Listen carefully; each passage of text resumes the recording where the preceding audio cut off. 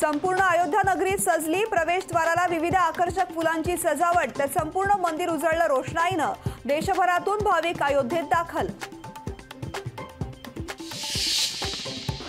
राम मंदिर सोहळ्याला उरले काही तास। राम मंदिरातील गाभाऱ्यात रामाची मूर्ती विराजमान।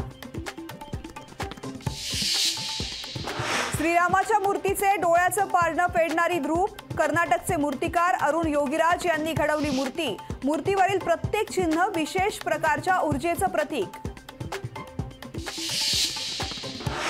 अवघे विश्वची राममय। ठिकठिकाणी कार्यक्रमांचं आयोजन। कुठे दिव्यांची रोषणाई तर कुठे साकारलं प्रतिराम मंदिर। आरक्षण संपवण्याचा घाट घातला जातोय। छगन भुजबळांचा जरांगेंवर आरोप। आम्ही एका जातीसाठी लढत नाहीये, भुजबळांचं स्पष्टीकरण।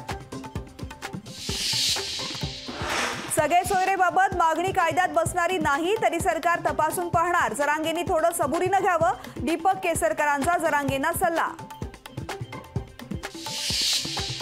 भाजपचे राष्ट्रीय अध्यक्ष जे.पी. नड्डा अयोध्येच्या सोहळ्याला राहणार अनुपस्थित। निमंत्रण दिल्याबद्दल नड्डांनी मानले न्यासाचे आभार। प्राणप्रतिष्ठा सोहळ्यानंतर सहपरिवार जाणार, नड्डांची माहिती।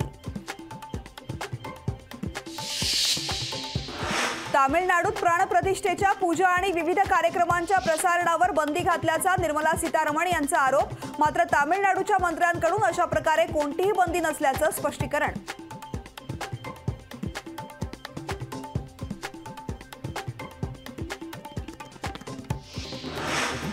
राम मंदिर प्राणप्रतिष्ठेच्या पूर्वसंध्येला मुंबईतील बाणगंगा तलावात एक दिवा प्रभू रामचंद्रासाठी कार्यक्रम। कार्यक्रमावेळी गंगा आरती, शंखनाद तसंच विविध सांस्कृतिक कार्यक्रमांचं आयोजन। रामलल्लाच्या प्राणप्रतिष्ठेनिमित्त सर्वत्र उत्साहाचं वातावरण। रामाच्या स्वागतासाठी लातूर शहरही सज्ज। लखलखत्या विद्युत रोषणाईनं उजळून निघालं लातूर शहर। रामाच्या प्राणप्रतिष्ठा सोहळ्याच्या पार्श्वभूमीवर किल्ले रायगडवर शिरकाई माता आणि श्री जगदीश्वर मंदिरात अभिषेक। पूजन अयोध्येवरून आलेल्या पवित्र अक्षता गडावरील विविध देवता आणि छत्रपती शिवरायांच्या समाधीस्थळी। ठाण्यात आमदार जितेंद्र आव्हाडांची बॅनरबाजी। अयोध्येतील सोहळ्याच्या पार्श्वभूमीवर कळवा परिसरात लावले बॅनर। प्रभू राम सर्वांचे असा बॅनरवर उल्लेख। चिपळूणमध्ये 15 किलो रांगोळीच्या माध्यमातून साकारली श्रीराम आणि राम मंदिराची प्रतिकृती।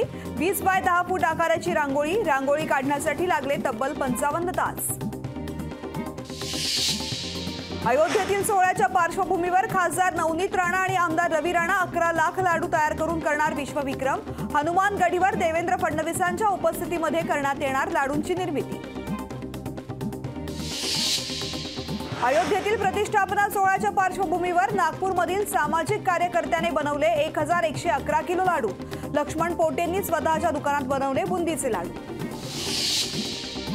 भिवंडीत राम मंदिर प्राणप्रतिष्ठापना सोहळ्यानिमित्त जल्लोषाचं वातावरण। मंदिर परिसरात विद्युत रोषणाई, ग्रामस्थांमध्ये उत्साहाचं वातावरण। येवल्यातील कलाकाराने राम फळावरच रेखाटलं श्रीराम, सीता, लक्ष्मण, हनुमान आणि राम मंदिराची कलाकृती। अनोखी कलाकृती पाहण्यासाठी नागरिकांची गर्दी।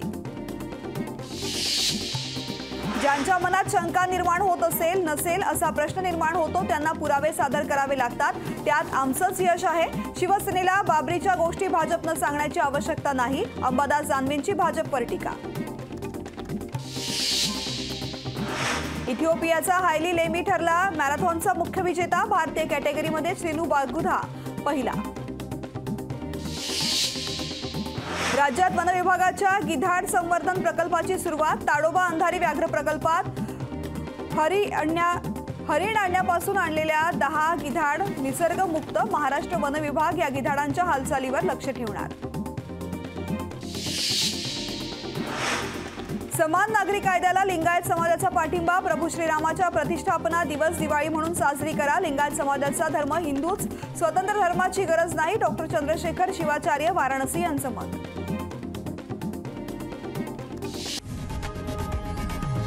लोकशाही मराठी ऐका, पहा, जागरूक रहा।